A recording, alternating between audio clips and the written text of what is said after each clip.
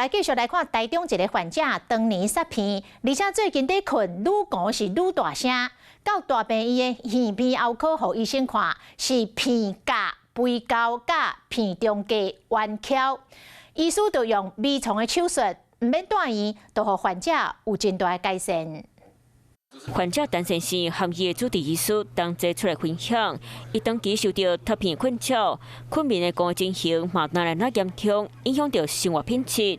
了要经过耳鼻喉科医师检查，发现陈先生有比较性鼻癌炎和鼻中隔弯翘的镜头。那一旦没办法呼吸，当然吃东西就比较没味道。那另外呢，当然会有张口呼吸、打呼的情形。医师讲，比较性的鼻癌炎可以无法度喘气，治疗方法除了传统的切掉手术，冇电波射频手术，医师就配用效果上好、嘛袂受艰苦的微创刀来解开刀。打呼没了，然后呼吸量闻得到比较东西，闻得到比较味道这样子。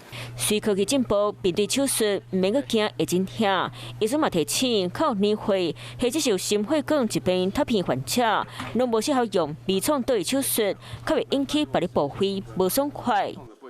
Hello， 我是林明瑞。想要抢先掌握最及时的新闻资讯吗？赶快订阅、按赞、开启小铃铛，锁定我们华视新闻的 YouTube 频道。